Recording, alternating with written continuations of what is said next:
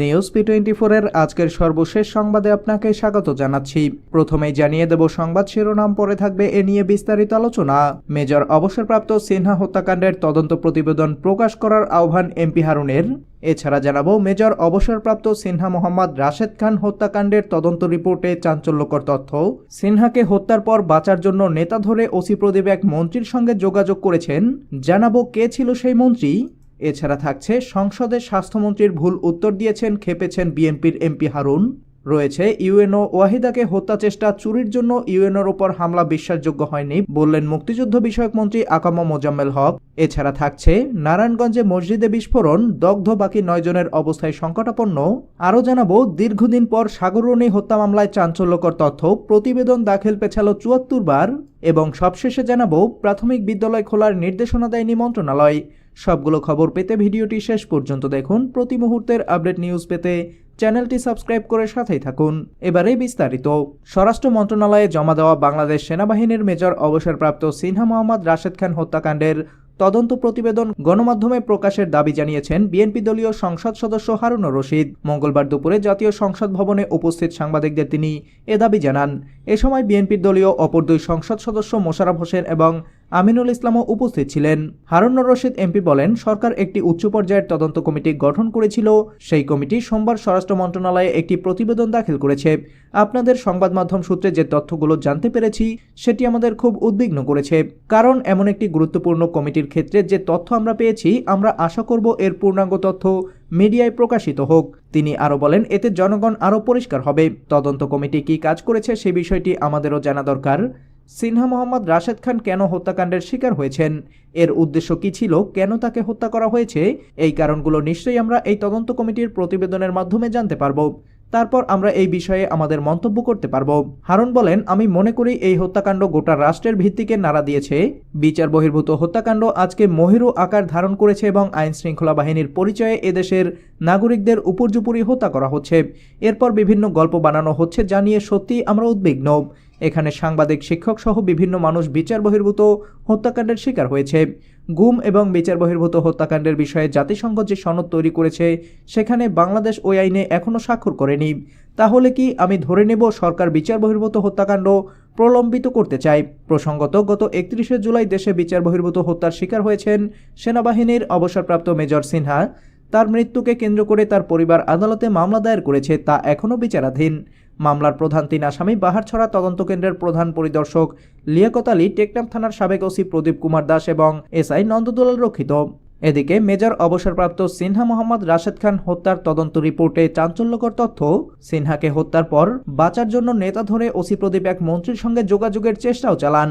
সেনাবাহিনীর স্বেচ্ছায় অবসরে যাওয়া মেজর সিনহা মোহাম্মদ রাশেদ পুলিশের গুলিতে নিহত হওয়ার পরদিন ঢাকার এক আওয়ামী লীগ নেতার মাধ্যমে একজন মন্ত্রীর সঙ্গে যোগাযোগের চেষ্টা চালান টেকনাফের বরখাস্ত ওসি প্রদীপ কুমার দাস। 31শে জুলাই সিনহা হত্যাকাণ্ডের একদিন পর ঢাকার আওয়ামী লীগের একটি থানা কমিটির সভাপতি পদে থাকা ওই নেতাকে ফোনে প্রদীপ বলেন, মন্ত্রী বিষয়টি কতটুকু অবগত এবং পরবর্তীতে এটা নিয়ে কোনো ঝামেলা হবে কিনা তা যেন নিশ্চিত হয়ে তাকে জানানো হয়। আর কোনো সমস্যা হলেও প্রদীপকে যাতে সমস্যায় পড়তে না হয় সেটা মন্ত্রীকে জানাতে ওই নেতাকে অনুরোধ করেন প্রদীপ ও ঢাকার ওই নেতার ফোনালাপের একটি অডিওতে এমন তথ্য পাওয়া গেছে। এদিকে ঈদের দিন ওই নেতা মন্ত্রীর বাড়িতে যান, সিনহা হত্যাকাণ্ড নিয়ে মন্ত্রীর সঙ্গে আলাপ করেন। তবে মন্ত্রী সাফ জানিয়ে দেন, প্রধানমন্ত্রী বিষয়টি খুবই গুরুত্বের সঙ্গে দেখছেন, সংশ্লিষ্ট মন্ত্রীসহ সকলকে কার্যকরী ব্যবস্থা নিতে বলেছেন। এই ঘটনায় দোষী কাউকে ছাড় দেওয়া যাবে না। মন্ত্রীর বাড়ি থেকে বেরিয়ে ওই নেতা প্রদীপকে ফোন করেন, বলেন, আপনি যেটা সকালে বলেছিলেন সেটা খুবই গুরুত্বের সঙ্গে দেখা হচ্ছে। প্রধানমন্ত্রী পর্যন্ত বিষয়টি জেনে গেছেন, আপনি সাবধানে থাকবেন, হয়তো আপনাকেও গ্রেপ্তার করা হতে পারে।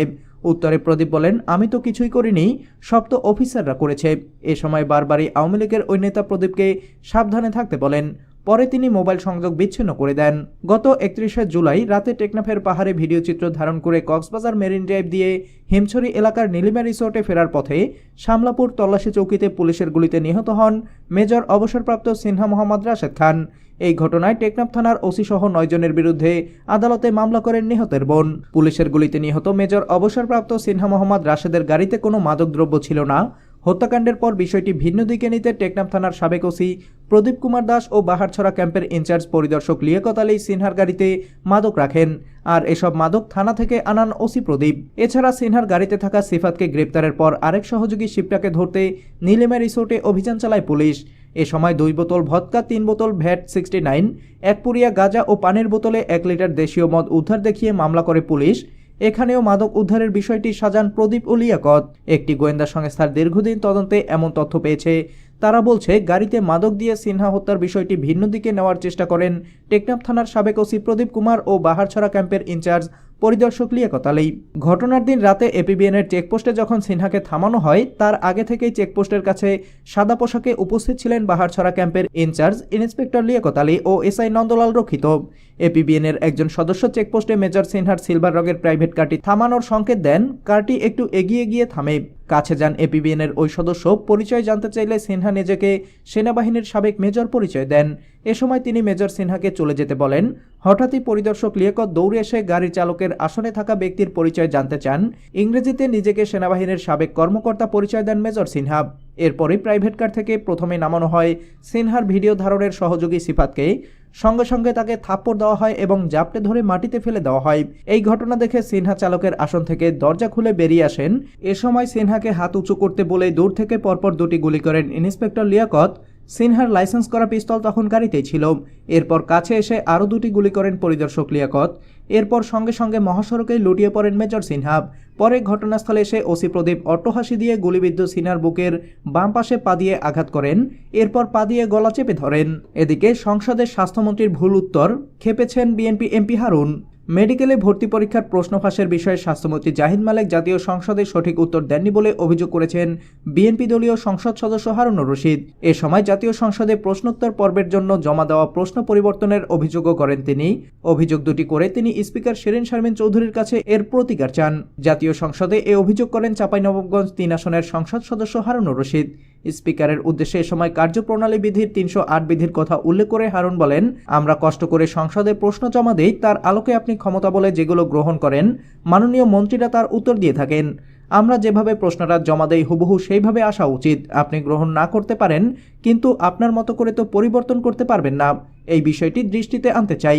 এর আগে সোমবার মেডিকেল ও ডেন্টাল কলেজে ভর্তি পরীক্ষার প্রশ্ন ফাঁস নিয়ে এমপি হারুনের করা প্রশ্নে স্বাস্থ্যমন্ত্রী ভুল উত্তর দিয়েছেন দাবি করে এমপি হারুন বলেন, স্বাস্থ্যমন্ত্রী জাহিদ মালেক বলেছেন, গোয়েন্দা নজরদারির মাধ্যমে স্বচ্ছ প্রক্রিয়ায় নিশ্চিদ্র নিরাপত্তায় ভর্তি পরীক্ষা গ্রহণ করা হয়ে থাকে। ভর্তি পরীক্ষায় অসৎ উপায়ে ভর্তির কোনো অভিযোগ কোনো পক্ষ থেকে পাওয়া যায়নি। অভিযোগ পাওয়া গেলে যথাযথ আইনগত ব্যবস্থা গ্রহণ করা হবে। মন্ত্রীর ওই জবাব সঠিক নয়। গণমাধ্যমে প্রকাশিত খবরের উদ্ধৃতি দিয়ে হারুনুর রশিদ বলেন, 2014 থেকে 2019 সাল পর্যন্ত প্রতি বছরই ধারাবাহিকভাবে প্রশ্ন ফাঁস হয়েছে। এর বিরুদ্ধে মামলা হয়েছে। সিআইডি তদন্ত করে সত্যতা পেয়েছে। অনেককে গ্রেপ্তার করা হয়েছে। অনেকে প্রশ্ন ফাঁস করে কোটি কোটি টাকা আত্মসাৎ করেছেন। তাই মন্ত্রীর উত্তর বাতিল করতে হবে। বিএনপির এমপির 2 অভিযোগের বিষয়ে স্পিকার শিরীন শারমিন চৌধুরী বলেন, প্রশ্ন পরিবর্তনের বিষয়টি আমি দেখব, কিন্তু প্রশ্নের উত্তর তো মন্ত্রী দিয়েছেন, এটা নিয়ে কিছুই করার নেই।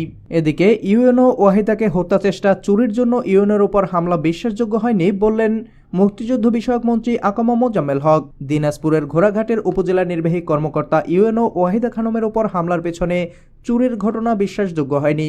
হামলার কারণ কি, কারা এর সঙ্গে জড়িত এবং গডফাদারকে, তা খুঁজে বের করার জন্য গোয়েন্দা সংস্থাকে নির্দেশ দেওয়া হয়েছে।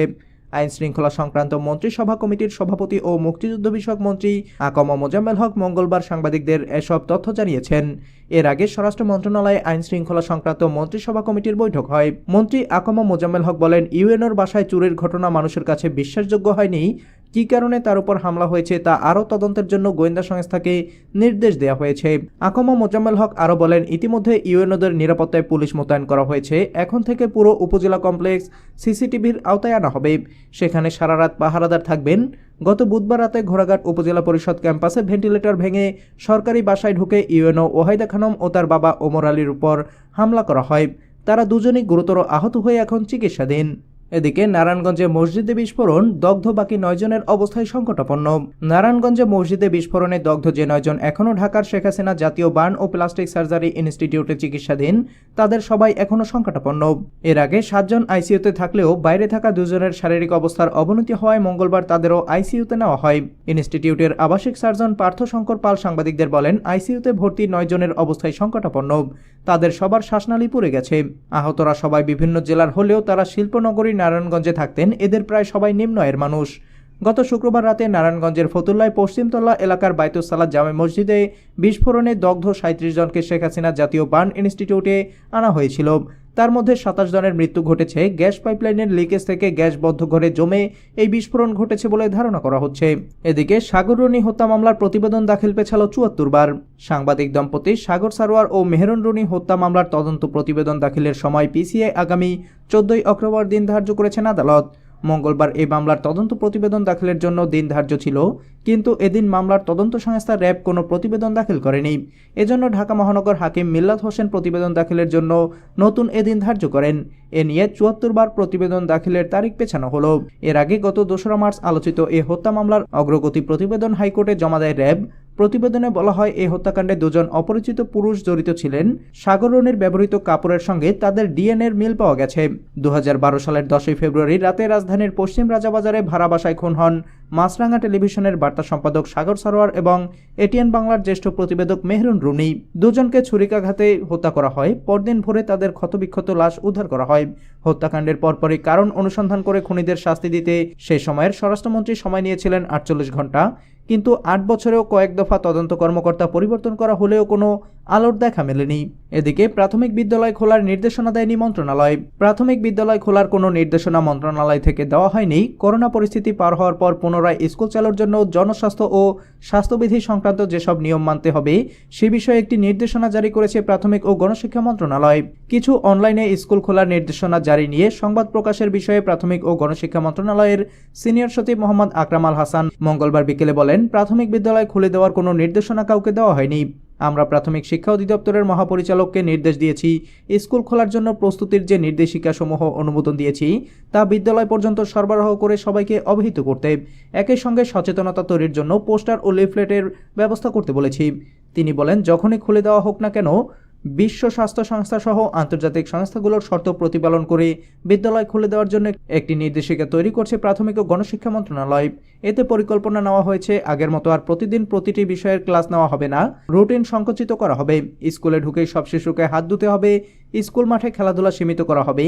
এ পরিকল্পনায় বিদ্যালয় খুলে দেওয়ার পর পুরোপুরি স্বাস্থ্যবিধি মেনে কোমলমতি শিশুদের পাঠদান কার্যক্রম চালানোর জন্য মাঠ পর্যায়ের শিক্ষা অফিসার, প্রধান শিক্ষক ও শিক্ষকদের জন্য নানা নির্দেশনাবলীও রয়েছে।